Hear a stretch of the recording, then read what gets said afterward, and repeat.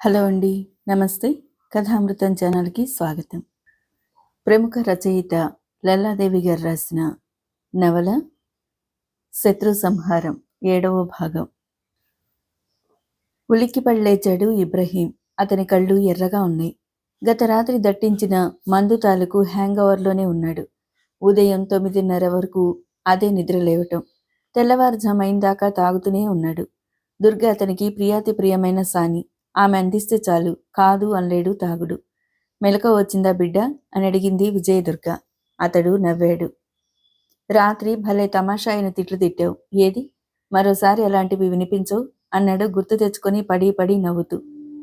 అవి అప్పుడే గుర్తుంటాయి. లేచి ఆ పాడు ముఖం కడుక్కో అంది దుర్గ. నాకింకా తెల్లవారలేదు దుర్గా. అంటే మళ్ళీ మొదలెట్టి తాగుతావా? ఆ ప్రశ్నకి సమాధానంగా అతడు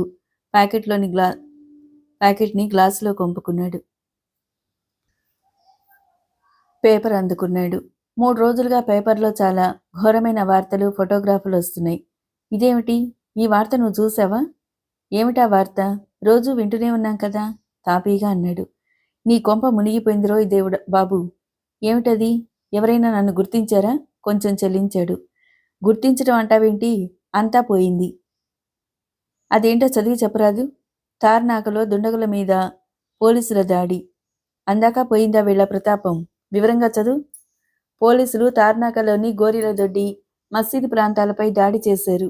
వారికి దుండగులకు మధ్య ఆ ప్రాంతమంతా రణక్షేత్రమైంది. 2 పోలీసులతో సహా చాలామంది గాయపడ్డారు. ఇంకా చదువు. నగర పోలీస్ కమిషనర్ ఆ దాడిని స్వయంగా నిర్వహించారు. అనేక మందిని అరెస్ట్ చేశారు. యా అల్లా, పోగాలం వచ్చింది పోలీసోళ్ళకి. గ్లాసులో మిగిలి ఉన్న పానీయాన్ని గడగడా తాగేశాడు. అప్పుడే ఏమైంది? ఇంకా విను. నగరంలో కర్ఫ్యూ సమయాల్లో దోచుకున్న దొంగ సొత్తు చాలా భాగం పోలీసుల స్వాధీనమైంది. శివాలయంలో పోయిన నగలు ఒక పాతింట్లో దొరికాయి. పరిస్థితి ఉద్రిక్తంగా ఉంది. అక్కడకు ప్రత్యేక పోలీసు దళాలను పంపుతున్నారు. చదువుకుపోతుంది విజయదుర్గ. బస్ బహుత్ హోగయా రోకో అంటూ మంచం దిగి వెలుపలకు పరుగు తీశాడు ఇబ్రహీం. పక్క వాకిలి దగ్గర సారా కొట్టులో పనిచేసే కుర్రాళ్ళు నిలబడున్నారు. రై, నా కోసం ఎవరు రాలేదా రాత్రి? గంటకొకరు వస్తూనే ఉన్నారు సాబ్. మరి నన్నెందుకు లేపలేదురా బద్మాష్కి బచ్చా? మీరు మన లోకంలో లేరు. అందువల్లే ఇదంతా జరిగింది తనలో అనుకుంటూ ముందుకు పరుగు తీశాడు. 5 అంగల్లో శివాలయం చేరుకున్నాడు. ఆ ప్రాంతాల్లో కర్ఫ్యూ సడలించారు. జనసంచారం, వాహనాల రాకపోకలు పూర్తిగా పునరుద్ధరించబడ్డాయి. ఆలయం తలుపులు తెరిచున్నాయి. అల్లర్లలో ఆస్తులు, ఇళ్ళు కోల్పోయిన దీనులకు ఎవరో పుణ్యాత్ములు అన్నదానం చేస్తున్నారు. ఒక పుణ్యాత్ముడు బట్టలు పంచిస్తున్నాడు. ఒక మహిళా సమాజం వారు వంటగిన్నెలు, గాజులు, కుంకుమ నింపిన భరణలు ఉచితంగా పంచుతున్నారు. వారి మధ్య నుంచి తన మిత్రుని గదిలోకి పోయాడు ఇబ్రహీం. అతని కోసం ఎదురు చూస్తూ సిద్ధంగా నిలబడ్డాడు. అతనికన్నా ముందుగా ఆలయ నిర్వహణాధికారి లోపలికొచ్చాడు. ఇబ్రహీం, ఆలయానికి నీ మిత్రుడు గార్డుగా జీతం తీసుకుంటున్నాడు. కానీ అవసరం ఉన్నప్పుడే కనిపించకుండా పోతాడు. ఏమిటిది అని అడిగాడు. సొంత పని మీద పోయి ఉంటాడు. ఏం? నీ పని ఉన్నప్పుడు నువ్వు పోతున్నావు కదా? దబాయించినట్టుగా ఎదురు ప్రశ్న వేశాడు. ఇలా చేయటం ఏం బాలేదు. పై అధికారులు నన్ను సతాయిస్తున్నారు. శివాలయంలో నగలపోయిన రాత్రి నీ ఫ్రెండ్ డ్యూటీలో లేడు. అయినా ఉన్నట్టుగా రికార్డు చూపించాను. ప్రతిసారి ఇలా చేయాలంటే నా పీకల మీదకొస్తుంది బాబు. చూపించకేం చేస్తావు? చాలా తప్పుల నుంచి నన్ను కాపాడుకోవడానికి నా మిత్రుని ఉద్యోగం ఒక సాధనం. అనేక వేల మంది 4th క్లాస్ ఎంప్లాయీస్ వాడికి అండగా నిలుస్తారు. అతని ఉద్యోగానికి ముప్పు వచ్చిందంటే ముందుగా నీ పీక తెగిపోద్ది. జాగ్రత్త అన్నాడు ఇబ్రహీం. కార్యనిర్వహణాధికారి వణికిపోయాడు. అతని పాపిష్టి చరిత్ర అధికారికి బాగా తెలుసు. మా వాడికి అపాయింట్మెంట్ ఆర్డర్ రాకుండా ఉత్తి చేతులతో తిరిగిపోయాడనుకో. బెంగళూరులో బ్యాంక్ ఉద్యోగం చేసే కొడుకు కానీ, హాస్టల్లో ఉండి చదువుకుంటున్న నీ కూతురు కానీ తిరిగి రాదు అన్నాడు నేరుగా కార్యాలయంలోకి వచ్చి. చోటుగాని చోటున సుఖంగా బతుకుతున్న కొడుకుని కూతుర్ని తలుచుకుని అప్పటికప్పుడు అపాయింట్మెంట్ ఆర్డర్ టైప్ చేయించి ఇచ్చాడు కార్యనిర్వహణాధికారి. కొరివితో తలగొక్కున్నట్టు అయింది. అప్పటినుంచి బెదిరిస్తూనే ఉన్నాడు. అతన్ని తప్పించడం తన తలకి మించిన పని అయిపోయింది. అతన్ని తీసేస్తే తన కుటుంబానికి భద్రత లేదు. మా పీకలు తెగిపోయేలాగే ఉన్నాయి బాబు. పై అధికారులు సతాయిస్తున్నారు. నా మీద కత్తులు నూరుతున్నారు. ఎలా చెప్పుకోవాలి? నగరం అల్లకల్లోలంగా ఉన్నప్పుడు ఆలయం గార్డు ఆలయంలో ఉండొద్దా? అక్కడ ఉండి వాడు చేసేదేముందిలే. ఈ ఆలయంలో ఇబ్రహీం ఉంటున్నాడనే పేరు చాలు. ఎవరికైనా కళ్ళెత్తి చూసే దమ్ముంటుందే? నగరంలో ఇన్ని ఘోరాలు జరిగినా ఆలయంలో ఏమైనా జరిగిందా? మన పేరు చాలు. సంజ, ఇప్పుడేం జరగలేదు. అప్పుడు నగలు పోయాయి కదా! పోతే మళ్ళీ పోలీసులకి దొరికినాయి. వెళ్ళి తెచ్చుకో అన్నాడు. కార్యనిర్వహణాధికారి అమితాశ్చర్యంలో మునిగిపోయాడు. అతనింకా తేరుకోకుండానే ఒక ఎస్ఐ వారి దగ్గరకు వచ్చాడు. శివాలయంలో దొంగిలించబడ్డాయని చెప్పబడుతున్న నగలు దొరికాయి. గుర్తించేందుకు స్టాఫ్ని పిలుచుకురమ్మంటున్నారు కమిషనర్ గారు అని వార్త అందించాడు. వారిద్దరి ముఖాలు మార్చి మార్చి చూస్తున్నాడు కార్యనిర్వహణాధికారి. ఎందుకా చూపులు?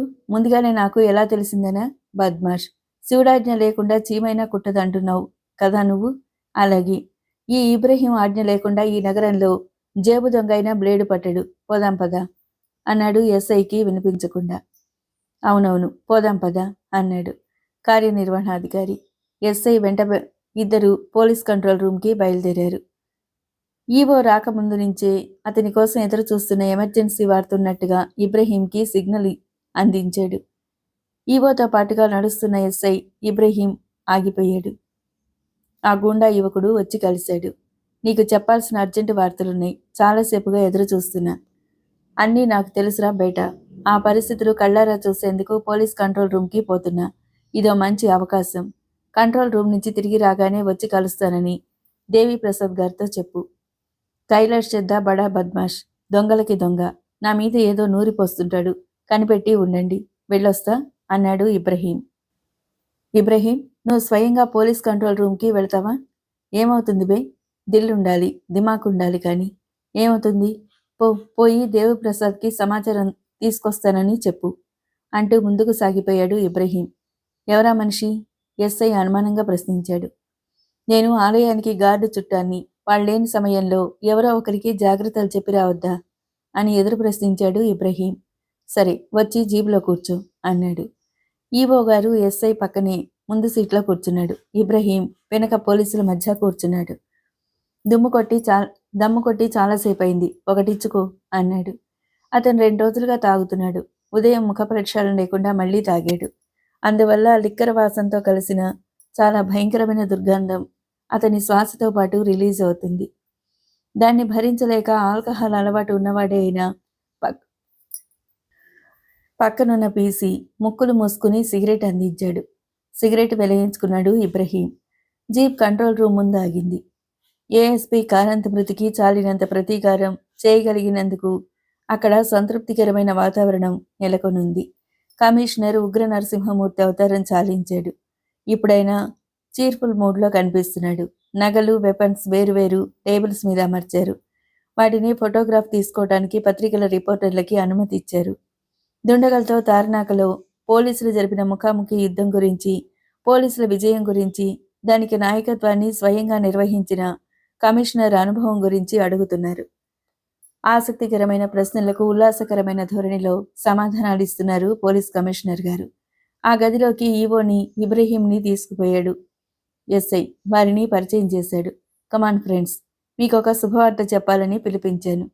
Thank you sir. ఏమిటా శుభవార్త అని అడిగాడు ఎండోమెంట్ కార్యనిర్వహణాధికారి. కమిషనర్కి దగ్గరగా వెళ్ళాడు. ఫస్ట్ ఇన్వెస్టిగేషన్ రిపోర్ట్లో దొంగలెవరో ఊహించడానికి వీలు కాకుండా ఉందని రాశారు. శివాలయంలో నగలు దొంగిలించిన వారి పేరు స్పష్టంగా చెప్పేందుకు ఇప్పుడైనా వీలు కాదు. కానీ నగలు దొరికాయి. అందుకే మీకు కబురు పెట్టాను. మీరు గుర్తించి ఖరారు చేయాలి కదా. Thank you sir. Thanks allot. ఈ విషయమై నేను సస్పెన్షన్కి గురి కావాల్సింది. నన్ను మీరు కాపాడారు. ఇప్పుడు నాకు ఆ భయం లేదు. కృతజ్ఞతలు చెప్పాడు. థ్యాంక్స్ చెప్పవలసింది నాకు కాదు, మా బాయ్స్ చురుకైన వాళ్ళు. నీ వెంట వచ్చిన ఈ వ్యక్తి ఎవరు అని అడిగాడు కమిషనర్. శివాలయంలో ఉంటాడు. పేరు చెప్పేందుకు భయపడ్డాడు. ఓ, పేరు ఇబ్రహీం కదూ? తన పేరు కమిషనర్ నోటి వెంట రావటం విని లోపల భయపడ్డాడు ఇబ్రహీం. కానీ బయటకు తెలియనివ్వలేదు. అవును సార్, అతడి పేరు అదే. వణికిపోయాడు ఈవో. పరిస్థితుల్ని అనుసరించి ఎవరూ నోరు విప్పలేదు. అందుకు సాహసించలేదు. కానీ శివాలయంలో చోరీ ఎలా జరిగిందో, నగలు ఎవరు దొంగిలించారో అతనికి తెలుసు. అందరికీ తెలుసు. Open secret. I know he is Ibrahim. ఉండే చోటికి అతందే పేరు. Ibrahim Sandhu. That I know. Ibrahim the great man అంటూ అతని ముఖంలోకి చూశారు కమిషనర్. చెట్టంత మనిషి వణికిపోతున్నాడు. ఆయనకు కావలసిన నైతిక ఆధారాలు దొరికాయి. ఇహ సాక్ష్యాలు దొరకాలి. ఇబ్రహీం, కర్ఫ్యూ సమయంలో నువ్వు ఎలా గడిపావు? ఎక్కడున్నావు? ఇంటి దగ్గరే ఉన్నా సార్. బయటికి రాలేదు. ఏం భయమేసిందా నీకు? అవును సార్, అసలే పిరికివాణ్ణి అన్నాడు ఇబ్రహీం. నీ మాటలు నేను నమ్ముతున్నాను. ఎంతో గొప్పవాళ్ళకి దొరకని అదృష్టం నీది. నీ పేరు మీదుగా ఒక వీధి చలామణి అవుతుంది. వీధి కాదు సాబ్, అది చిన్న సందు. ఇబ్రహీం సంద్ అని పేరు పడింది. అది నా పేరు మీదుగా చలామణి అవటానికి కారణం ఏం లేదు సార్. ఆ వీధిలో ఉంటుంది నేనొక్కడిని. కారణం ఏదైనా నగరంలో పేరు పడ్డావు. ఇబ్రహీం సందు ఒకసారి చూడాలనుంది నాకు అన్నారు కమిషనర్. ఆయన వ్యంగ్యధోరణి అతని మెదడు నరాలు తెగిపోయేలా చేస్తుంది. తార్నాకలోని తన దళాల మీద అంత హఠాత్తుగా రైడ్ చేసి దొంగ సొమ్ముతో సహా పట్టుకున్నాడంటే సామాన్యుడు కాదు, సాహసి. దేవిప్రసాద్ గారు హోంశాఖ ద్వారా కమిషనర్కి కొన్ని సూచనలు అందజేసుంటారు. అయినా దాడి చేశాడంటే స్వతంత్రుడు అనుకోవాలి.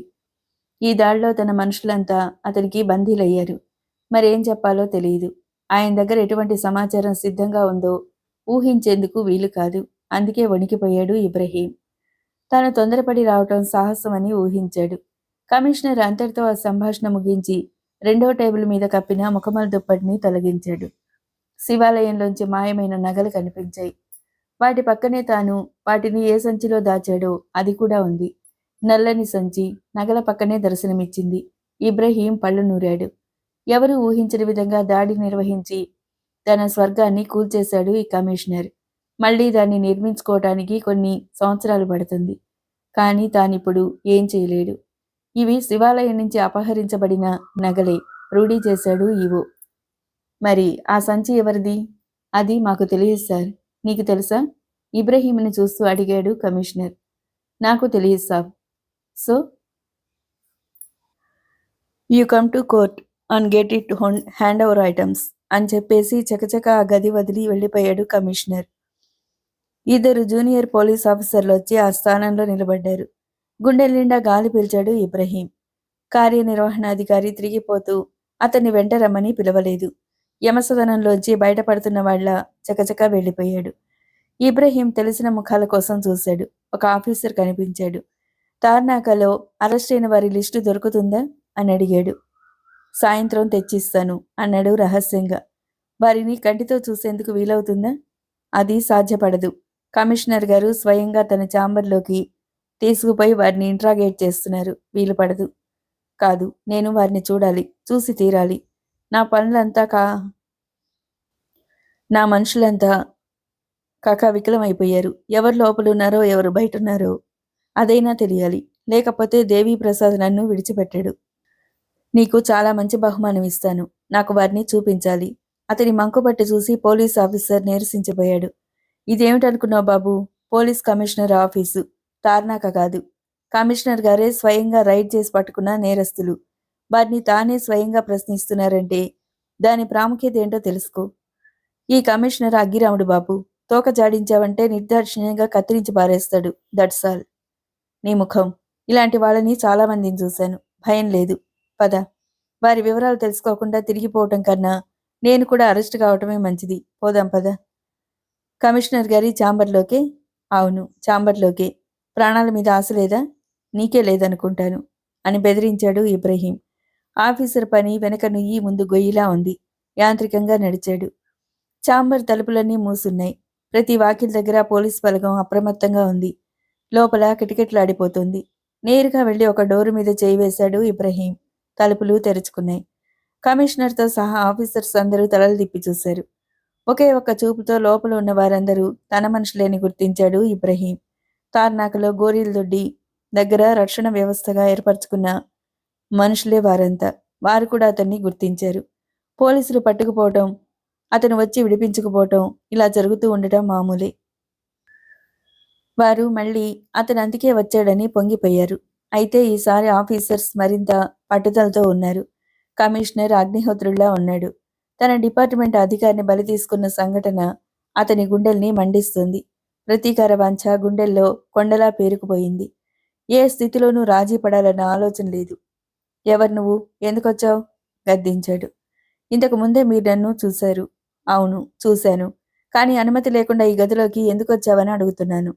కమిషనర్ అన్నాడు. వీరందరినీ ఎందుకు పట్టుకొచ్చారు? యు రాస్కెల్ అంటూ ప్రారంభించి పెద్ద పెద్ద మాటలన్నాడు కమిషనర్. ఆ ప్రశ్న నన్ను అడగడానికి ఎన్ని గుండెలరా నీకు? బాయ్స్ క్యాచ్ హిమ్ ఆజ్ఞాపించాడు. ఆఫీసర్స్ అతన్ని పట్టుకుని లోపలికి తీసుకుపోయారు. మళ్ళీ గది తలుపులు మూసుకున్నాయి. ఇప్పుడు తన మనుషుల మధ్యకొచ్చేశాడు. ఎంతో తృప్తిగా ఉంది. వారికి ధైర్యంగా ఉంది. వీరంతా నీకేమవుతారు? నా అనుచరుడు బెదురు లేకుండా చెప్పాడు. అంటే వీరు చేసే కిడ్నాప్లు, దోపిడీలు, హత్యలు, దహనకాండలన్నీ నువ్వే చేయిస్తున్నావా? ఇంకా ఆ విషయంలో సందేహం కూడా ఎందుకు? రవంతైనా సందేహానికి తావు లేకుండా అన్నాడు. అతని అనుచరులందరూ లీడర్ ధైర్యానికి హర్షోద్రేకం పట్టలేక నవ్వటం ప్రారంభించారు. కమిషనర్తో సహా అందరి ముఖాలు నల్లబడ్డాయి. కళ్ళు ఎర్రబడ్డాయి. ముఖాలు కోపంతో కందిపోతున్నాయి.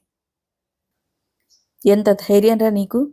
ఏం బయటి ప్రపంచం ముఖం చూడాలని లేదన్నమాట. చేసిన పనులకి ఫలంగా నువ్వు ఉరికంబం ఎక్కుతావు.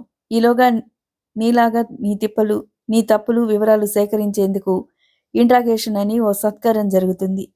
అది పూర్తయ్యే సమయానికి ఒళ్ళు హూనం అవుతుంది. అసలు ఉరికంబం ఎక్కించే సమయానికి నీకు జీవితం మీద ఆశ కూడా మిగిలి ఉండదులే అన్నాడు కమిషనర్. ఈసారి బందీలు భయంగా చూశారు. పోలీస్ ఆఫీసర్సు తమ వంతుగా నవ్వారు. డియర్ కమిషనర్, మీరు చెప్పేది వినేందుకు బానే ఉంది. అలా జరగాలనేది మీ కోరిక కావచ్చు. కానీ అలా జరగదనేది నా నమ్మకం. కమిషనర్ కళ్ళు పూర్తిగా ఎరిపెక్కాయి. రివాల్వర్ తీసి అతని గుండెల మీద గురిపెట్టాడు. ఇప్పుడు నేను ట్రిగర్ నొక్కితే నువ్వు ఏమవుతావు? నా శరీరంలోంచి ఎన్ని రక్తబొట్లు నేల మీదకి రాలిపడతాయో అంతమంది నీ మనుషుల ప్రాణాలు పోతాయి. చుట్టూ ఉన్న ఆఫీసర్సు, బందీలు అందరూ భయంగా చూస్తున్నారు. గట్టిగా ఊపిరి పీల్చేందుకైనా ఎవరికీ ధైర్యం చాలలేదు. Commissioner గురిపెట్టిన revolver దించలేదు. అంటే నీకంత బలగం ఉందా?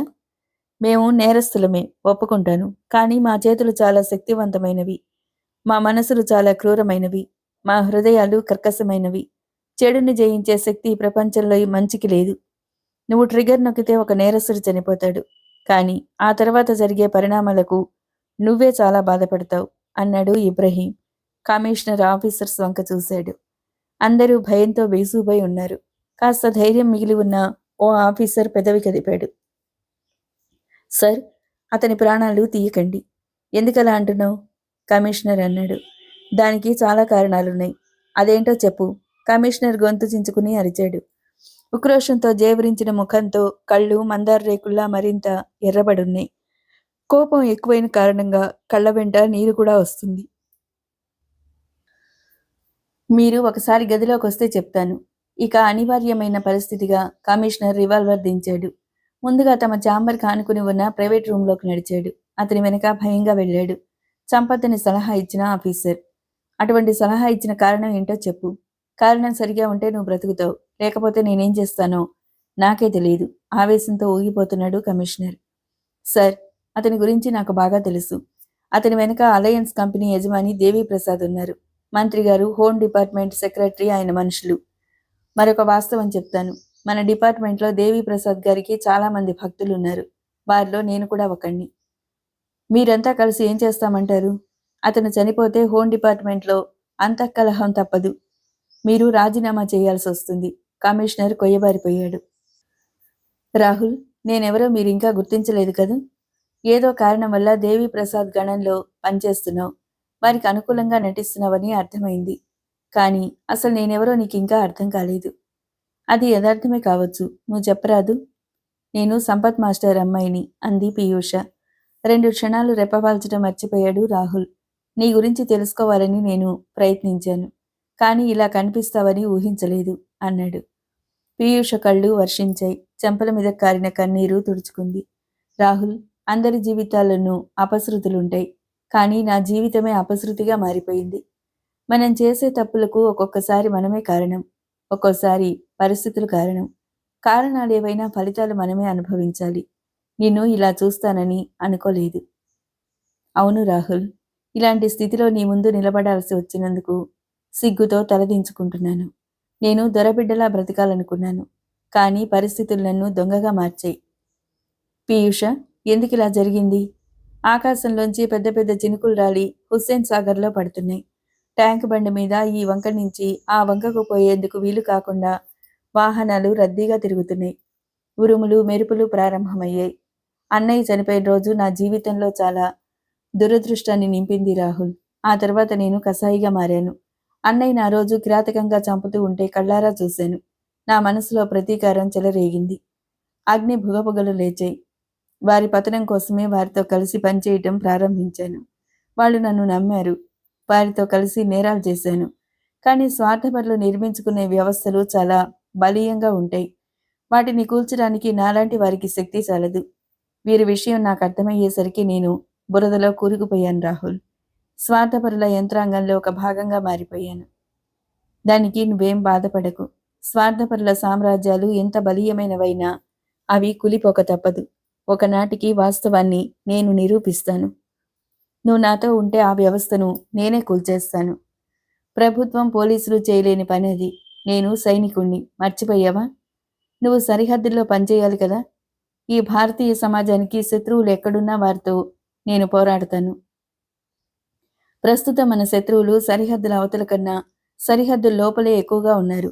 వారికన్నా వీరే ఎక్కువ అపకారం చేస్తున్నారు. స్వచ్ఛందంగా నేను వారితో పోరాటానికి సిద్ధపడుతున్నాను. యుద్ధ రంగంలోకి దిగాక ఒక సైనికుడు మడమ తిప్పటం అంటూ ఉండదు కదా రాహుల్. ఇంకెన్నడూ వారి ఊసి ఎత్తను. అది ప్రాణాపాయం అయినా సరే మాట తప్పను. ఒక్కసారి ఆ దారిలోకి వెళ్ళి ప్రాణం మీద ఆశ ఉన్నవారు ఎవరూ తిరిగి రావాలనుకోరు. కానీ ఇంతకాలం నేను చేసిన పనికి ఫలితం శూన్యమని తేలిపోయింది అంది పీయూష. మీ అన్నయ్య ఎలా చనిపోయాడు రాహుల్? ఆ దృశ్యాన్ని వర్ణించాలంటే ఒళ్ళు జలధరిస్తుంది నాకు. అన్నయ్య రోహిత్ చాలా నెమ్మదైన మనిషి. చదువు పూర్తయిన తర్వాత చాలా రోజులు ఉద్యోగం కోసం స్ట్రగుల్ అయ్యాడు. చివరికి అలయన్స్ కంపెనీలో ఉద్యోగం వచ్చిందనే శుభవార్త చెప్పాడు. నాన్నగారు, నేను పొంగిపోయాం. కొద్ది రోజులు గడిచాయి. అన్నయ్య ఓ రోజు తనతో పాటు ఓ ఇండికేటర్ తీసుకొచ్చాడు. దాన్ని ఇంట్లో భద్రంగా దాచాడు. దాని గురించి ఎవరో వచ్చి అడగటం మొదలుపెట్టారు. ఉద్యోగం మానేశాడు. అయినా ఆ మనుషులు రావటం ఆగలేదు. ఆ తర్వాత బెదిరింపులు మొదలయ్యాయి. నాన్నగారికి భయమేసి ఎన్నోసార్లు ఒత్తిడి చేసి అడిగారు. రోహిత్ చెప్పడానికి నిరాకరించాడు. అంత వివాదాస్పదమైన ఆ వస్తువు ఇంట్లో ఉండేందుకు వీలు కాదని హెచ్చరించాడు. మర్నాడు దాన్ని తీసుకెళ్లేందుకు అన్నయ్య అంగీకరించాడు. కానీ ఆ రాత్రి దుండగులు దాడి చేశారు. ఎవరూ సాయం రాకుండా ఉండేందుకు ఆ వీధి అంతా అల్లకల్లోలం చేశారు. హ్యాండ్ త్రో మిస్సైల్స్ వాడారు. అంత భయంకరమైన స్థితిలో అమాయకురాలైన ఒక బాలికగా నేను చేయగలిగింది ఏం కనిపించలేదు. నా కంగారు చూసి నాన్నగారు గదిలోకి పంపి తలుపు మూశారు. నేను వెలుపలకొచ్చాక కనిపించిన దృశ్యం గుండెల్ని చీల్చింది. అన్నయ్య రోహిత్ నెత్తురుమడుగులో పడున్నాడు. ఇల్లంతా దోచుకున్నారు. మనసంతా తగలబడినట్టయింది. ఆ ఇండికేటర్లో ఒక విమాన ప్రమాదం తాలూకు రహస్యాలు ఉన్నాయట. అది అన్నయ్య చేతికి దొరికింది. దాంతో దొంగల్ని పట్టివ్వాలని ప్రయత్నించాడు. కానీ ముందుగా పసిగట్టి అన్నయ్యని అంతం చేశారు. దాన్ని తీసుకుపోయారు. ఒక మంచి పని కోసం ప్రయత్నించి అన్నయ్య బలయ్యాడు. ఈ విషయం తలుచుకున్న ప్రతిసారి ప్రతీకారంతో నాకు పిచ్చెక్కినట్టుగా అనిపించేది. ఆ ప్రతీకారం కోసమే ఆ కంపెనీలో ఉద్యోగానికి ప్రయత్నించాను. మల్టీనేషనల్ స్థాయిలో ఉన్న శ్రీ మహాదేవి అలయన్స్ సంస్థలో నాకు పని దొరకలేదు. కానీ దాని వెనుక ఉన్న ముఠాలో పనిచేసేందుకు సులభంగానే అవకాశం దొరికింది. ఆ విధంగా వీరి మధ్యకు చేరాను. రోజురోజుకి వీరి దారుణాలు మితిమీరుతున్నాయి రాహుల్. సుష్మ కిడ్నాప్ చేయటం మా అన్నయ్య చనిపోవటం లాంటి సంఘటనే అని తెలుసు నాకు. అందుకే పాపను కాపాడాను. నేను రెప్పవాల్చుంటే ఆమెను ఆ దుర్మార్గులు చంపేవారు. ఈ విషయం తెలియకనే నీవు నన్ను వెన్నాడావు. సరైన సమయం చూసుకుని నీ దగ్గరకొచ్చాను. పాపం తీసుకొచ్చాను. ఇవన్నీ నా గుండె విప్పి నేను చెప్తున్న మాటలు అంటూ ముగించింది పీయూష. ఆమె దొరబిడ్డగా బతకాలనుకుంది. కానీ పరిస్థితులు ఆమెను దొంగగా మార్చాయి. ఆమెను ఓదార్చాలి. మంచిదారి చూసుకునే మరొక అవకాశాన్ని కల్పించాలి అని భావించాడు రాహుల్. రెప్పలు అరమూర్చి 2 క్షణాలు ఆలోచించి ఒక నిర్ణయానికొచ్చాడు. సమాజంలో ఇలాంటి తీవ్ర శక్తులు చెలరేగినప్పుడు పరిస్థితులు తారుమారవుతాయి. దాని పరిణామాలు సెన్సిటివ్గా ఆలోచించే మనుషుల మీద ఎక్కువగా ప్రభావాన్ని చూపుతాయి. భవిష్యత్తు గురించి నువ్వు బాధపడకు, బెంగ పెట్టుకోకు. నీకు తోడుగా నేనుంటానని మర్చిపోకు అన్నాడు. వారి మధ్య ఒక అవగాహన ఏర్పడింది. అవగాహనకి మించిన అనుబంధం ఏదో ఏర్పడింది. ఒకరి మీద ఉన్న అపార్థాలు తొలగాయి. పరస్పరం విశ్వాసం ఏర్పడింది. ఇంతసేపు మౌనంగా ఉండిపోయిన చెన్నుడు కల్పించుకున్నాడు. మనం ముగ్గురం ఇప్పుడు మాస్టర్ దగ్గరికి పోతున్నాం అన్నాడు. అప్పటికి పీయూష ఇంటి ముఖం చూసి చాలా రోజులైంది. తిరిగి ధైర్యంగా ఇంటికి వెళ్లే అవకాశం మిగిలి ఉందనే విషయం జ్ఞాపకం రాగానే ఆమెకు మనసులో ఉద్విగ్నత నిండిపోయింది. తండ్రి తన్ను అనుమానం క్షమించడన్న అనుమానం మిగిలే ఉంది. ఇంటికి చేరుకున్నారు. సంపత్ మాస్టర్లో ఈ కొద్ది రోజులుగా చాలా వేగంగా మార్పులొచ్చాయి. కర్ఫ్యూ సమయంలో కూడా ఇంటికి తిరిగి రాని కూతుర్ని తలుచుకుని ఆయన కుమిలిపోతున్నారు. అనుమానాలు మొలకెత్తాయి. ఇంకొ ఇంతకాలంగా తలకొక మాట అంటున్నా, అందిస్తున్నా ఆయన మనసు చెదిరిపోలేదు. ఇప్పుడు అనుమానాలు చెలరేగాయి. తనను తానే నమ్ముకోలేనంతగా బలహీనపడిపోయి ఉన్నారు. నేరుగా ఇంటి లోపలికి వెళ్ళిపోయింది పీయూష. రాహుల్, చెన్నుడు సంపత్ మాస్టర్కి చెరోవంకా కూర్చున్నారు. చిన్నతనంలో వారు ఆయన దగ్గర చదువుకుంటున్న రోజుల్లో ఇలాగే చెరోవంకా కూర్చునేవారు. పాఠాలు అప్పగించలేకపోతే కాలే ఇసుకలో అరచేతులు పెట్టించేవారాయన. వారి మనసుల్లో దాగున్న జ్ఞాపకాలు పైకి పొంగి వచ్చాయి. అవి జీవితాంతం మరపురాని మధురమైన బాల్య స్మృతులు. పీయూష్ని మీరు క్షమించాలి అన్నాడు రాహుల్. సంపత్ మాస్టారి బలహీనమైన చూపులు మరింత బలహీనమయ్యాయి. తన దారి తాను చూసుకున్న తర్వాత ఇంకా ఆమెను క్షమించడానికి నేనెవర్ని అన్నారాయన. ఒక తండ్రి తన బిడ్డకు దూరంగా ఉండాలనుకోవటం మానసిక అనుబంధానికి దూరం కావటం కన్నా గొప్ప శిక్ష మరేముంటుంది అన్నాడు. సంపత్ మాస్టర్ కళ్ళు చెమరించాయి. రెక్కలొచ్చాక పక్షులు ఎగిరిపోతాయి, అది ప్రకృతి ధర్మం. కానీ నా కళ్ళ ముందే నా బిడ్డ దారుణంగా హత్య చేయబడ్డాడు. అమ్మాయి ఎప్పుడు వెళ్ళిపోతుందో ఎప్పుడు వస్తుందో తెలీదు, ఏం చేస్తుందో తెలీదు. ఇంకా ఇలాంటి స్థితిలో నేను బ్రతికి ఉండటం అవసరమంటావా రాహుల్? సమయం మించిపోయాక ఇంకా బ్రతకాలనుకోవటం దురాశ అన్నారు దిగులుగా. ఈ మాటలకు చెన్ను గుండెలు కరిగాయి. మాస్టారు, దురాశకు పోయి నేను చేతులు కాల్చుకున్నప్పుడు మానసికంగా కృంగిపోయాను. చిన్న కోరికతో జీవితాన్ని ప్రారంభించాలని, ఇటుక మీద ఇటుక పేర్చితే గాని ఇల్లు కాదని నాకు పాఠం చెప్పిన నోటితో గుణపాఠం కూడా చెప్పారు. మీరు చెప్పినట్టుగా దురాశకు పోకుండా చిన్న వ్యాపారంతో కొత్త జీవితాన్ని ప్రారంభించాను. ఇప్పుడు సుఖంగా ఉన్నాను. మీ తరం మనుషుల అవసరం మా తరానికి ఎప్పుడూ ఉంటుంది. పీయూష చేసిన దానిలో తప్పేం లేదు అన్నాడు. తప్పొప్పులు నిర్ణయించాలంటే అసలు ఆమె చేస్తున్న ఉద్యోగం ఏమిటో తెలియాలి కదా నాకు. అలయన్స్ సంస్థలో పనిచేస్తుంది. ఆ విషయం నమ్మే దుస్థితిలో నేను లేను. జరిగిన అన్యాయం మీద పోరాడుతుంది. బాబు, ఒక ఉపాధ్యాయుడిగా నేను మీ తరానికి ఒక విషయం చెప్పదలుచుకున్నాను. తనకు అన్యాయం జరిగిన పరిస్థితుల మీద పోరాడితే దాన్ని న్యాయగా పోరాటం అంటారు. తనకు అపకారం చేసిన పరిస్థితుల మీద కాక ఆ వ్యక్తుల మీద పోరాడితే దాన్ని తిరుగుబాటు అంటారు. న్యాయ పోరాటం చేసేవారు గెలుస్తారు. కానీ తిరుగుబాటు చేసేవారిని శత్రువులు దెబ్బతీస్తారు. వారి నుంచి బయటపడితే చట్టం పట్టుకుంటుంది. ఇక్కడే మీ యువతరం దారి తప్పిపోతుంది. వ్యవస్థ మీద పోరాడాలి కానీ వ్యక్తుల మీద కాదు. అమ్మాయి ఇప్పుడు ఎంచుకున్న మార్గం ఏదో తెలియదు కాబట్టి నేను ఆమె గురించి బాధపడుతున్నాను అన్నారాయన. ఆ మాటలు చెప్పింది పీయూష గురించైనా వింటున్న రాహుల్ కళ్ళు తెరుచుకున్నాయి. గురువుగారి ఉపదేశంతో అతని కళ్ళ ముందు కొత్త దారులు కనిపించాయి. ఆయన సందేశంలోని వాస్తవం అతని గుండెల్ని తట్టిలేపింది. తన భార్యను తల్లిని చంపి 5 ఏళ్ల పసిపాపను వెన్నాడుతున్న ఈ వ్యవస్థలోని ఒక భాగం మీద తాను ఎలా విజృంభించాలో అతనికి అర్థమైంది. చుట్టూ ఉన్న సమాజం దుఃఖభాజనం అయిపోవటానికి కారణమైన సైతాలను ఎలా దారికి తీసుకురావాలనే విషయం మీద అప్పటికప్పుడే మనసులో పథకాలు రూపుదిద్దుకున్నాయి. సంపత్ మాస్టర్ సందేశం వల్ల మనస్ఫూర్తితో నిండింది.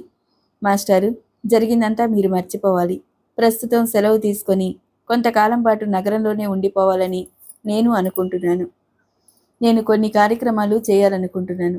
నా పనులు పూర్తయి తిరిగి నేను ఫ్రంట్కి వెళ్ళిపోయేదాకా పీయూష నా సెక్రటరీగా పనిచేస్తుంది. ఆమె భవిష్యత్తు కూడా నేను చూసుకుంటాను అన్నాడు రాహుల్. చాలా సంతోషం బాబు. సంపత్ మాస్టరి కళ్ళు ఆనందంతో తరలించాయి. గొంతు పూడుకుపోయింది. మరి మాకు సెలవా? వెళ్ళిరండి బాబు. నమస్తే మాస్టరు. దీర్ఘాయుష్మాన్ భవ. ఆయుర్దాయాన్ని పొడిగించి వచ్చావన్నమాట. బస్ పీయూష మనల్ని మోసగించి చాలా సురక్షితమైన చోటుకి వెళ్ళిపోయింది. రాహుల్కి పియ్యగా పనిచేస్తుంది. ఎవడా రాహుల్? అంతమనగాడా? బాస్, అతని తండ్రి ఆర్టిలరీలో ఫ్రంటియర్గా పనిచేశాడు. అతను మహావీర చక్ర అవార్డు పొందాడు. ఇప్పుడు ఈ రాహుల్ ఫ్లైట్ లెఫ్టినెంట్గా పనిచేస్తున్నాడు. వారిది సైనిక కుటుంబం, సాహసవంతులు. ఫ్రంట్లో ఉండాల్సిన సైనికుడు ఇక్కడెందుకున్నాడు? శ్రీ మహాదేవి అలయన్స్ సంస్థ అధినేత దేవీ ప్రసాద్ కనుబొమ్మలు ముడిపడ్డాయి. కంఠస్వరం తీవ్రమైంది. బాస్, ఇండికేటర్ కోసం శివాలయం దగ్గర ఆ రోజు మనకు శత్రువులకు స్ట్రీట్ వార్ జరిగింది. ఆ గొడవ సందర్భంలో రాహుల్ భార్య తనూజ, అతని తల్లి ఆలయంలోనే ఉన్నారు. 5 ఏళ్ల పసిపాప కూడా వారితో ఉంది. ఇండికేటర్ విచిత్ర స్థితిలో ఆ పాప చేతిలోకి వెళ్ళిపోయింది. దాన్ని చేజిక్కించుకోవడానికి మన వాళ్ళు చేశారు. ఆ ప్రయత్నంలో రాహుల్ భార్య తల్లి ప్రాణాలు కోల్పోయారు. పాప తప్పించుకుంది. దాన్ని తిరిగి తీసుకురావాలని మన వాళ్ళు ట్రై చేశారు, కానీ ఫలించలేదు. ఆ తర్వాత పాపని కిడ్నాప్ చేశారు. ఆమెను మన వాళ్ళు వేటాడే ప్రయత్నంలో ఉన్నారని అర్థమైంది. అందుకే సెలవు పెట్టి ఇక్కడున్నాడు. తన కోట్ల రూపాయల వ్యాపారం చేసే మల్టీనేషనల్ సంస్థ పాప చేతిలోకి పోయిందని తెలియగానే దేవీప్రసాద్ కదిలిపోయాడు. ఒకదాన్ని తిరిగి తీసుకొచ్చే ప్రయత్నంలో తాను రూపొందించిన అత్యంత శక్తివంతమైన సైతాన్ దళం విఫలం కావటం మరింత బాధాకరం అనిపించింది. ఆ ప్రయత్నంలోనే సాటానిక్ రేస్ వాళ్ళు ఒక పోలీస్ ఆఫీసర్ని చంపాల్సి వచ్చింది. దాని ఫలితంగా తాను చెప్పినట్టు విని తీరాల్సిన స్థితిలో ఉన్న కమిషనరే స్వయంగా బలగాలతో కదిలి వచ్చాడు. సైతాన్ దళానికి ఆశ్రయంగా ఉన్న ప్రాంతాల మీద దాడి చేశాడు. ఏమిటో విపరీతం! ఎందుకిలా జరుగుతుంది? ఇంతకాలం ఎదురు లేకుండా అవిచ్ఛిన్నంగా సాగిపోతున్న తన ప్రతిభా పాటవాలు ఇప్పుడు మొక్కబోతున్నాయా? ఈ పరిస్థితిని మొగ్గలోనే తుంచేయాలి. ఒక ఆడపిల్ల తన దడం నుంచి బయటపడి ఇంకా బ్రతికుంది. 5 ఏళ్ల పాప ఇండికేటర్ని తన భవిష్యత్తుని దాచుకుంది. కిడ్నాప్ చేస్తే తండ్రి పోలీసులతో వచ్చి విడిపించుకుపోయాడు. అంటే ఎక్కడో పొరపాటు జరుగుతుంది. తన ప్రతిభ పూర్తిగా వాలిపోతుందని అర్థం చేసుకోవాలి. దేవీప్రసాద్ తల పంకించాడు. ఇబ్రహీం ఎక్కడున్నాడు అని అడిగాడు. అది చివరి ఆశ. బాస్, తార్నాకలో మన వాళ్ళంతా అరెస్ట్ అయ్యారు కదా. వారితో పాటుగా ఇబ్రహీం అరెస్ట్ కాలేదు, కానీ తనంత తానుగా వెళ్ళి అరెస్ట్ అయ్యాడు అంటూ సైతాన్ దళం అనుచరులు అసలు వార్త అందించారు. దేవీప్రసాద్ పిచ్చెత్తిన వాళ్ళలా చూశాడు. కళ్ళల్లో పిశాచాలు నర్తించాయి. ముఖంలో దయ్యాలు తాండవించాయి. వ్యవహారం అంత దూరం వచ్చిందా? మరి మీరంతా ఏం చేస్తున్నారు అని గొంతు చించుకొని అరిచాడు. ఉలిక్కి పడ్డాడు పక్కనే కూర్చున్న కైలాష్ చెద్ద. అతను కావాలనే అరెస్ట్ అయ్యాడు అన్నాడు. అంటే? మన అసమర్థతని గుర్తు చేశాడు. ఇబ్రహీం లేకుండా ఒక క్షణం కూడా గడవదు. వెంటనే అతన్ని విడిపించే ఏర్పాట్లు చేయాలి అంటూ ఆదేశించాడు దేవీప్రసాద్. కమిషనర్కి సెక్రటరీ చేత చెప్పించాను. మంత్రి చేత ఫోన్ చేయించాను. అతని దగ్గర బంధువుల చేత సలహా ఇప్పించాను. కానీ అతను నరసింహావతారంలా ఉన్నాడు. తన జూనియర్ ఆఫీసర్ని హత్య చేయటం అతని గుండెని గాయపరిచింది. డిపార్ట్మెంట్ వ్యక్తులందరినీ బాగా రెచ్చగొట్టాడు. వారిలో పౌరుషం కలిగించాడు. ఎవరు చెప్పినా వినకుండా మొరాయిస్తున్నాడు. నగరంలో కర్ఫ్యూలు, అల్లర్లు ఎంతో భారీగా జరిగినా అతనికి బుద్ధి రాలేదన్నమాట. అవును, అతను తన అనుచరుల్లో పౌరుషం కలిగించాడంటున్నావు. ఆ పని చేయటం నీ వల్ల కాలేదా? మీ సైతాన్ దళం అంత పౌరుషంహీనంగా, సిగ్గుమాలినతరంగా ఉందా? మీకోసం ప్రతి సంవత్సరం నేను ఎన్ని లక్షలు ఖర్చు చేస్తున్నానో గుర్తుందా అంటూ రెచ్చిపోయి మాట్లాడాడు దేవీప్రసాద్. కైలాష్ చెద్దా ముఖం జేవురించింది. అదే నేను ఆలోచిస్తున్నాను బాస్. నగరమంతా కర్ఫ్యూ పెట్టించి కొన్ని వందల దోపిడీలు, కొన్ని వేల గృహదహనాలు, ఎన్నో హత్యలు చేయించిన రాజీ పడలేదు కమిషనర్. ఈసారి అంతకన్నా భయంకరంగా ఏదో ఒకటి చెయ్యాలి. భయంతో జనం గుండె పగిలి చావాలి. దాని గురించే నేను తీవ్రంగా ఆలోచిస్తున్నాను అన్నాడు కైలాష్ చెద్దా. ఎంతకాలం ఇలా ఆలోచిస్తావు? తీవ్రంగా అడిగాడు దేవీప్రసాద్. ఉలిక్కిపడ్డట్టు చురుగ్గా చూశాడు చెద్దా. అతని నుంచి పొగడ్తలే కాని అవమానం ఎన్నడూ జరగలేదు. ఇప్పుడు ఇలాంటి పరిస్థితి ఎదురైంది. అతని కోట కూలిపోయినట్టుగా, నవనాడులు కృంగిపోతున్నట్టుగా అనిపించింది. లేదు, వెంటనే బయలుదేరుతున్నాను అన్నాడు.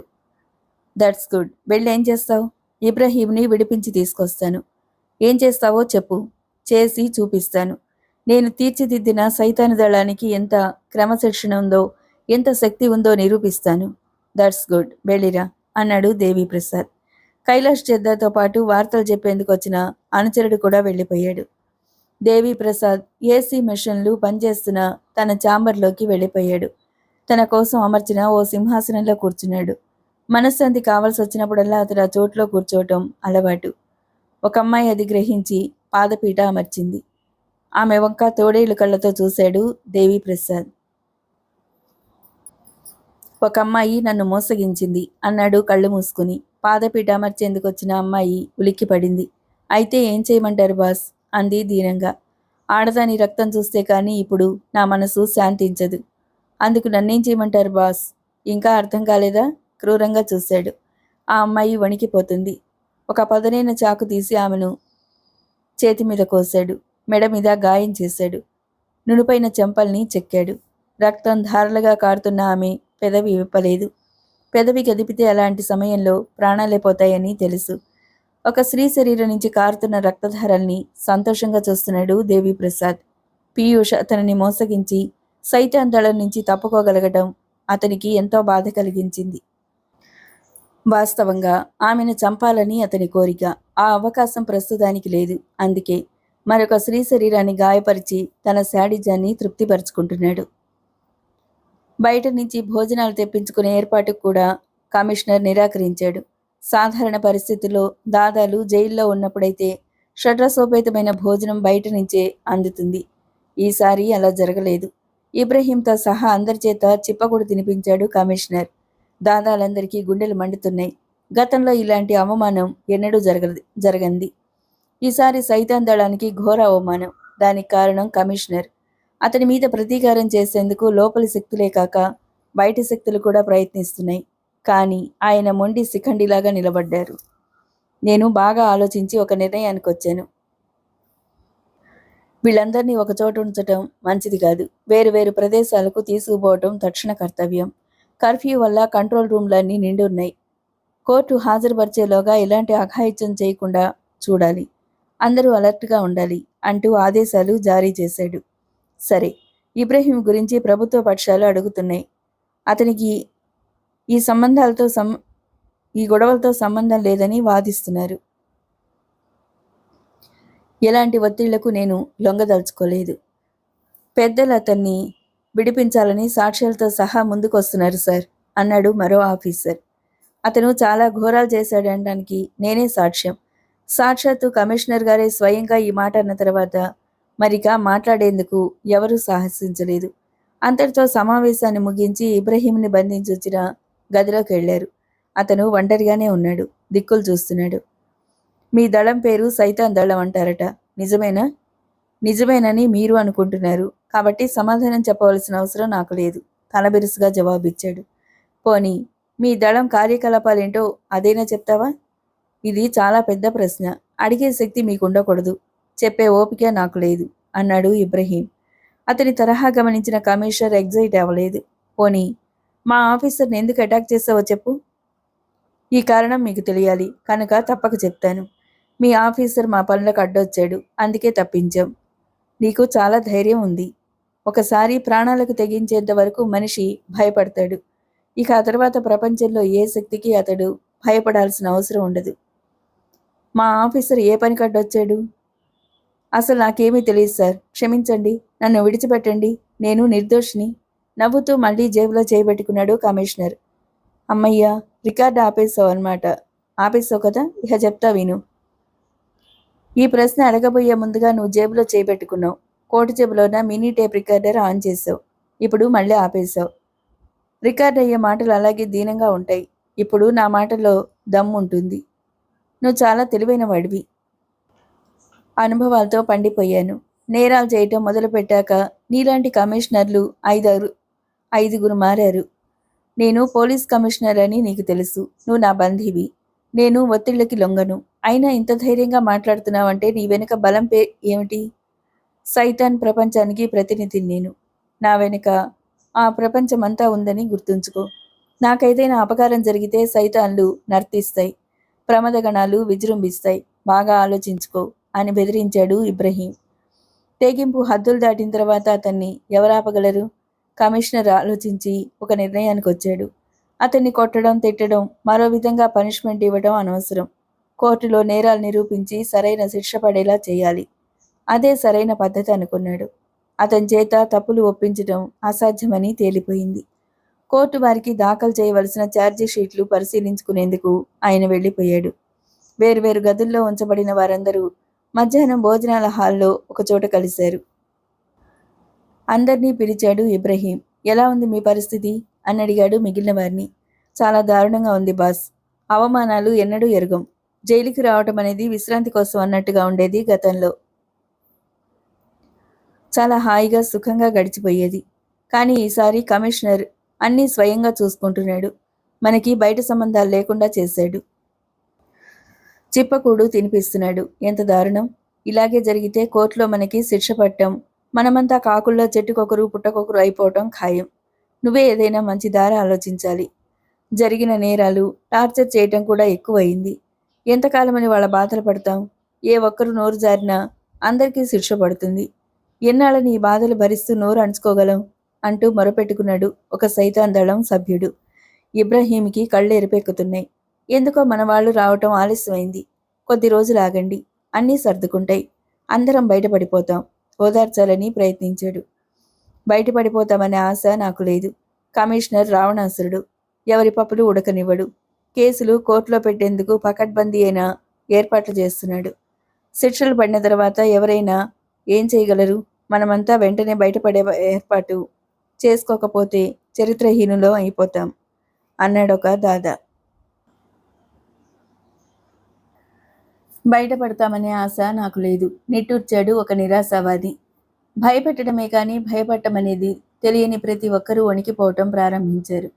వెలుపల నుంచి ఏదో అద్భుతం జరుగుతుందని ఎదురు చూస్తూ కూర్చుంటే ఊబిలో కూరుకుపోవటం ఖాయం. లోపల నుంచి మనకు మనం ఆలోచించి ఒక నిర్ణయానికి రావాలి. అవును, ఇక్కడే ఏదైనా చెయ్యాలి. ఎవరి అభిప్రాయాలు వారు చెప్తున్నారు. అందరూ కలిసి ఇబ్రహీం మీద తిరుగుబాటు చేసే పరిస్థితులు కనిపిస్తున్నాయి. సైతాన్ గణాలు చేతులు ముడుచుకొని కూర్చో. ప్రస్తుతం ప్రమద గణాలకు ఆహారం కావాలి. ఏదో ఒక అల్లరి సృష్టించాలి. బయట నుంచి సహాయం ఎందుకు రాలేదో అర్థం కావటం లేదు. ఇదివరకట్లా ఫోన్లు చేసేందుకు ఒప్పుకోవటం లేదు. సంబంధాలు తెగిపోయి పరిస్థితి అర్థం కాకుండా అయింది. ఈ పరిస్థితిలో తానేం చేయలేకపోతే తన నాయకత్వం మీద నమ్మకం సడిలిపోయే ప్రమాదం ఏర్పడుతుంది. వెంటనే తన మీద వారికి నమ్మకం కలిగించడానికి, వారికి ఆత్మవిశ్వాసం పెంపొందించడానికి తనదైన మార్గంలో పని ప్రారంభించాడు ఇబ్రహీం. మాటలేంటి, టైం అయిపోతుంది, త్వరగా కానివ్వండి. వారిని హెచ్చరించేందుకు దగ్గరగా వచ్చాడు ఒక గార్డు. ఇబ్రహీం తినకుండా వదిలేసిన చిప్పకూడు అతని ముఖం మీద విసిరి కొట్టాడు. టోపీ ఎగిరి కింద పడింది. లాఠీ దూరంగా పడిపోయింది. ఆ దెబ్బకి అతను జూలిపోయాడు. ఇది కూడేనా? ఇది మనుషులు తింటారా? అంటూ ప్రాబ్లం బయటికి తీశాడు ఇబ్రహీం. సైతాన్ గణాలు ఆ నినాదాన్ని అందుకున్నారు. ఈ తిండి మేం తినలేం అంటూ కేకలు పెట్టారు. వారికి పాత ఖైదీలు తోడుగా వచ్చారు. అందరూ కలిసి తిరుగుబాటు బావుట లేవదీశారు. పీసీల దగ్గర లాఠీలు లాగేసుకున్నారు. వారిని నేల మీద పడేసి దొర్లించారు. కాళ్లు పట్టి లాగారు. భోజనం నిండా పురుగులున్నాయి అంటూ జైలు సూపరింటెండెంట్కి వార్త అందేలా నినదించారు, గర్హించారు. చాలా కాలం జైలు గోడల మధ్య మగ్గిపోతూ ఉన్న ఖైదీలకు మంచి అవకాశం వచ్చింది. వారిలో ఎదిగిపోయిన నిరాశ నిస్పృహలు తగ్గిపోయి చైతన్యం వచ్చింది. అల్లరి పెంచడానికి అందరూ చేతులు గలిపారు. ఒక ఎస్ఐ దగ్గర రివాల్వర్ లాగేసుకున్నారు. అతన్ని నేల మీద దొర్లించారు. టోపీ దూరంగా విసిరేశారు. అతని ఖాకీ బట్టలు విప్పించి జైలు బట్టలు తొడిగారు. అతని చేత చిప్పకూడు తినిపించారు. ఈ ప్రయత్నంలో ఎదురైన పీసీలు అందరినీ కొట్టారు. బయట నుంచి సహాయం రాకుండా చుట్టూ ఉన్న తలుపులు మూసేశారు. అల్లరి అలా అలా పెరిగి విశ్వరూపం దాల్చింది. పక్క గోడల మీదుగా దిగి లోపలికొచ్చిన అదనపు బలగాలు తలుపులు తెరిచారు. ఈలోగా జరగవలసిన అల్లరంతా జరిగిపోయింది. ఖాకీ వస్త్రాపహరణం, టోపీల స్థానభ్రంశం, లాఠీలు విరిచిపారేయటం అన్నీ జరిగాయి. కాంపౌండ్ గోడల మీదకెక్కిన గార్డులు కాల్పులకి సిద్ధం కావటంతో పరిస్థితి కొంత శాంతించింది. ఈ తిరుగుబాటుకి ప్రతీకార చర్యగా పోలీసులు యాక్షన్లోకి వస్తారు. శిక్షలు విధిస్తారు. ఈలోగా కలుసుకోవటం సాధ్యమవుతుందో కాదోనన్న అనుమానంతో చివరిసారిగా అందరినీ పిలిచాడు ఇబ్రహీం. తన సందేశాన్ని వినిపించాడు. ఏది ఎలా జరిగినా మీరు భయపడకండి. మనం నిర్దోషులం కాబట్టి త్వరలో విడుదలవుతాం. పురుగులతో ఉన్న అన్నం పెట్టి మనల్ని అవమానించినందుకు తగిన బుద్ధి చెప్పాం కదా, త్వరలో మనం బయటికి పోగలం అన్నాడు. ఈలోగా పోలీస్ అధికారులు తలుపులు తెరుచుకుని లోనికి వచ్చారు. ఖైదీలందరూ ఒకచోట గుంపు కట్టారు. సంఘీభావం వల్ల, ఒక విధంగా గుండె మంటను చల్లార్చుకునే ఒక అవకాశం దొరికినందువల్ల వినూత్న చైతన్యంతో ఉన్నారు. వారిలో ఉత్సాహం పెల్లుబుకుతుంది. జైలు శిక్ష అనుభవించినందువల్ల దిగజారిపోయిన ఆత్మవిశ్వాసం, జావకారిపోయిన మకురుతనం వారిలో మళ్లీ నిద్రలేచాయి.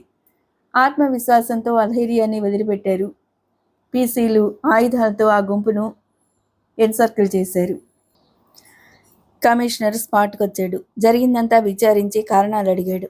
ఏదో బలమైన కారణం వల్లే ఇంత తిరుగుబాటు జరిగింది అనిపించింది. మీరెందుకు చేశారు ఈ అల్లరి అని అడిగాడు. ఆ ప్రశ్నకి ఎవరూ బదులు చెప్పలేదు. పాతిన మేకుల్లా నిలబడ్డారు. ఎందుకు చేశారు ఈ అల్లరి గద్దించాడు. ఎవరూ పెదవి కదపలేదు. ఏమిటా నిర్లక్ష్యం? ఎవరు మాట్లాడరేం? ఊరిమాడు. నువ్వెవరిని అడిగావని? ఎవరు మాట్లాడాలి? బోర విరిచి మెడ ఎగరవేసి మరీ అడిగాడు ఇబ్రహీం. పోనీ నిన్నే అడుగుతున్నాను, చెప్పు. ఇదంతా చేయించింది నువ్వేనా? కడుపు నిండిన వాళ్ళు ఎదురు తిరుగుతారు. ఎవరు చేయించాల్సిన అవసరం లేదు, నిర్లక్ష్యంగా చెప్పాడు. మీకొచ్చిన బాధ ఏంటి? పురుగులు పడిన అన్నం పెట్టారు. మేం కుక్కలం కాదు, ఖైదీలం. కానీ కుక్కల కన్నా హీనంగా ప్రవర్తించారు. పురుగులు పడిన అన్నం పెట్టారెందుకని అడిగితే మీ పీసీలు మమ్మల్ని కొట్టారు, చితకబాదారు. ఆ బాధను తట్టుకోలేక అందరూ తిరగబడ్డారు. మేము ఎలాంటి నేరం చేయలేదు. అనుమానించి పట్టుకున్నారు. అంత మాత్రానికి ఇలా శిక్షించే అధికారం మీకెక్కడిది? ఒక అబద్ధాన్ని ఆసువుగా సృష్టించి ఎదురు తిరిగాడు ఇబ్రహీం. అడిగినందుకే కొట్టారా? అవును, అంత మాత్రానికే కొట్టారు. చట్టరీత్యా అతన్ని ఏం చేయటానికి ఇప్పుడు వీలు లేదు. కమిషనర్ ఆలోచించాడు. బరితెగించిన నేరస్తుల్ని అదుపు చేసేందుకు ఇప్పుడున్న చట్టాలు చాలవు. అధికారం చూసేవారికి ఒక అహంకారంగా కనిపిస్తుంది, కానీ దాని పరిధులు అంధకారం. ఒక్కొక్కప్పుడు ఏం చేయాలో, నేరాన్ని ఎలా ఆపాలో, తప్పుని ఎలా శిక్షించాలో అర్థం కాని పరిస్థితి ఏర్పడుతుంది. సార్, సెక్రటేరియట్ నుంచి మీకు ఫోన్ వచ్చింది. ఒక అధికారి వచ్చి వార్త అందించాడు. అందరినీ అలాగే వదిలేసి వెళ్ళిపోయాడు కమిషనర్. ఖైదీలు ఒకరినొకరు గిచ్చుకొని గిల్లుకొని నవ్వుకుంటున్నారు ఎగతాళిగా. కమిషనర్ రిసీవర్ అందుకున్నాడు. ఎవరు? కమిషనర్ గారేనా? గంభీరమైన కంఠస్వరం పలకరించింది. అవును సార్, నమస్తే. ఏమిటి, మీ పరిపాలన ఎలా ఉంది? బానే ఉంది సార్. భయంతో వణుకుతున్నాడు. బావుందా? సిగ్గులేదా మాట చెప్పడానికి? ప్రమోషన్ అడిగేందుకు వచ్చినప్పుడు ఏం చెప్పావు నువ్వు? ఇప్పుడు జరిగిందేంటి? ఖైదీలు జైలు ఆవరణలోనే పోలీసులకు ఎదురు తిరిగారు అంటే దానికి ఎంత పెద్ద కారణం ఉండాలి? సారీ సార్, అదేదో భోజనాల దగ్గర గొడవ. అవునయ్యా, నువ్వు నాకు సారీ చెప్తే నీ మాట నేను వింటాను. కానీ నా మాట ప్రజలు వింటారా? ప్రజలకి నేను సమాధానం చెప్పుకోవాలా వద్దా? అక్కడేం జరిగిందో నేను స్వయంగా వచ్చి తెలుసుకోవాలనుకుంటున్నాను. అంత అవసరం లేదు సార్. మీరు కల్పించుకునేంత పెద్ద గొడవ కాదు, చాలా చిన్న తగవు. అంతా సర్దుకుంది. ఇప్పుడు మీరెందుకు రావటం? నీ ప్రమోషన్కి రికమెండ్ చేసి నేను చాలా తప్పు చేశానయ్యా. నేను ఎప్పుడేం చేయాలో కూడా నువ్వే చెప్తున్నావా? అంత మాత్రానికి నేను హోమ్ మినిస్టర్గా ఉండటం ఎందుకు? ప్రమోషన్ ఇచ్చాను కాబట్టి నా పదవి కూడా నువ్వే చెయ్యి. ఆ కంఠస్వరంలో చాలా వెటకారం ధ్వనించింది. సారీ సార్, మీరింత సీరియస్గా కొంపలంటుకుపోయినా నింపాదిగా ఉండాలంటావు. నీకేమయ్యా చెప్తావు? అధికారివి కాబట్టి. మాకు అధికారం ఉన్న ప్రజాప్రతినిధులం కాబట్టి అక్కడ సమాధానం చెప్పుకోవాల్సిన బాధ్యత మాకుంది. ఏదైనా పొరపాటు జరిగితే నీకేం, నా పీకల మీదకి వస్తుంది. నేను ఆ చోటుని స్వయంగా వచ్చి చూడాలి. అందాక ఎవరిని కదలనివ్వకు అని ఆజ్ఞాపించాడు. కమిషనర్ కళ్ళ వెంట నీళ్లు తిరిగాయి. ఎందుకీ అధికారం అనిపించి క్షణంసేపు గుండె కోతపడింది. కణతలు నొక్కుకుంటూ రివాల్వింగ్ చైర్లో కూలబడిపోయాడు. 10 నిమిషాల అనంతరం పైలట్లు వచ్చారు. ఆ వెనుక 5 కార్లు వచ్చాయి. హోమ్ మినిస్టర్ గారి దళమంతా కిందికి దిగి లోపలికొచ్చారు. కమిషనర్ గారి ముఖం కృంగిపోతున్నట్టుగా కనిపించింది. గుండె నిండా దుఃఖం, అవమానం గూడు కట్టినట్టుగా అయింది. అందరూ కలిసి స్పాట్కు వెళ్లారు. కమిషనర్ గారు ఎటువంటి ఆర్డర్ ఇవ్వకుండా గదిలోకి వెళ్లిపోవటంతో ఎక్కడి వారు అక్కడే నిలబడిపోయి ఉన్నారు. పోలీస్ అధికారులు వరుసలో ఉన్నారు. ఖైదీలు గుంపుగా ఒకే చోటు నిలబడున్నారు. వారిని ఎన్సర్కిల్ చేసి ఆయుధాలతో సిద్ధంగా ఉన్నారు పీసీలు. మినిస్టర్ గారు ఆయన వెనుక కమిషనర్ రావటంతో అందరూ దిగ్భ్రాంతులై నిలిచిపోయారు. ఆయన్ని చూడగానే ఇబ్రహీం కళ్ళలోకి వెలుగు వచ్చింది. మనకి ఎలాంటి భయం లేదని అర్థం వచ్చేలా మిగిలిన వారి వంక చూశాడు. ఎందుకిలా జరిగింది అని అడిగాడు హోంమంత్రి. ముందు మాట్లాడేందుకు అందరూ భయపడ్డారు. జరిగింది జరిగినట్టుగా వారికి వివరించండి. అవమానంతో కృంగిపోతున్న కమిషనర్ వారికి మాట అందించాడు. జరిగింది తెలుసుకునేందుకు మంత్రి గారు తనను కాకుండా నేరుగా వారిని అడగటం మరింత అవమానకరం. అయినా ఆయన అలా ఎందుకు ప్రవర్తిస్తున్నారో అర్థం కాలేదు. సార్, హఠాత్తుగా వీళ్ళు తిరగబడి మమ్మల్ని కొట్టారు. ఒక వ్యక్తి ముందుకొచ్చి మంత్రి గారికి పరిస్థితి చెప్పటం ప్రారంభించాడు. అతని చేతిలో బొచ్చ కూడా ఉంది. ఖైదీ దుస్తుల్లో ఉన్నాడు. నువ్వు కూడా ఖైదీవే కదా అని అడిగాడు మంత్రిగారు. కాదు సార్, పోలీస్ కానిస్టేబుల్ని. వీళ్ళు నా కాకి బట్టలు లాగేసి ఖైదీలు వేసుకునే బట్టలు కట్టబెట్టారు. టోపీ లాగేసి దూరంగా విసిరేశారు. లాఠీ విరిచేశారు సార్. నా చేత ఈ చిప్పకూడు తినిపించారు అని వివరించాడు. ఇంతకాలం తమందరినీ దీనావస్థలో ఉంచగలిగిన ఒక పోలీస్ కానిస్టేబుల్ తానే దీనావస్థలో పడిపోయి అలా మాట్లాడడంతో ఖైదీలందరికీ చాలా తృప్తిగా ఉంది. నవ్వటం ప్రారంభించారు. మంత్రి గారు వద్దనలేదు, వారించలేదు. ఎక్కువ మందిగా కనిపించారు ఖైదీలు. ఇంతమందిని ఒకే చోట ఎందుకు ఉంచారు అని అడిగాడు. సార్, వీళ్ళంతా కర్ఫ్యూలో అల్లర్లు చేసినవారు. కర్ఫ్యూ ఎత్తేశారు కదా, ఇంకా ఎందుకు విడుదల చేయలేదు? వీరి మీద చాలా నేరాలున్నాయి. స్వయంగా నేను రైడ్ చేసి వీరిని రెడ్ హ్యాండెడ్గా పట్టుకుని అరెస్ట్ చేశాను. అదంతా అబద్ధం సార్ అన్నాడు ఇబ్రహీం. అతను కంఠం విప్పడంతో ఖైదీలకు మంచి ఊతం కనిపించింది. అవును సార్ అన్నారు ముక్తకంఠంతో. ఏమిటి అబద్ధం? రాహుల్ కూతురు సుష్మని కిడ్నాప్ చేయడం అబద్ధమా? శివాలయంలో పోయిన నగలు గోరీల దొడ్డి దగ్గర పాడుబడిన ఇంటిలో దొరకటం అబద్ధమా? మీరు కర్ఫ్యూ రాత్రి దోపిడీలు, దహనాలు, హత్యలు చేయటం అబద్ధమా? ఉరిమినట్లు అడిగాడు కమిషనర్. అన్నీ అబద్ధమే మంత్రిగారు. నా మీద ఆరోపణ ఏంటో చెప్పమనండి. నన్ను ఎందుకు అరెస్ట్ చేశారో చెప్పమనండి అంటూ రంగం పెట్టాడు ఇబ్రహీం. నువ్వు ఖైదీలను ఇంట్రాగేషన్ చేసే సమయంలో అక్రమంగా ఛాంబర్లోకి వచ్చావు. అందుకే అరెస్ట్ చేశాం. కమిషనర్ గారి మాటలు విని మంత్రి గారి కళ్ళు ఎర్రబడ్డాయి. అదేంటలా అంటారు? వీరంతా దోపిడీలు, దహనకాండలు, హత్యలు చేశారని ఇంతకు ముందే కదా చెప్పావు అని కమిషనర్ని సంజయ్షి అడిగాడు. ఆయన చెప్పేవన్నీ అబద్ధాలే సార్. అందుకు నా అరెస్టే తిరుగులేని ఉదాహరణ. వీళ్ళందరినీ వీధుల్లో అరెస్ట్ చేశారు, గోరీల దొడ్డిలో కాదు. ఇదంతా కక్ష తీర్చుకోవటం. మా అందరికీ అన్యాయం జరిగింది మంత్రి గారు అంటూ దీనంగా గోడు పెట్టాడు ఇబ్రహీం. మీరు తగిన చర్యలు తీసుకొని వీరందరినీ విడుదల చేయండి. రేపు ఉదయంలోగా అందరూ విడుదల కావాలి.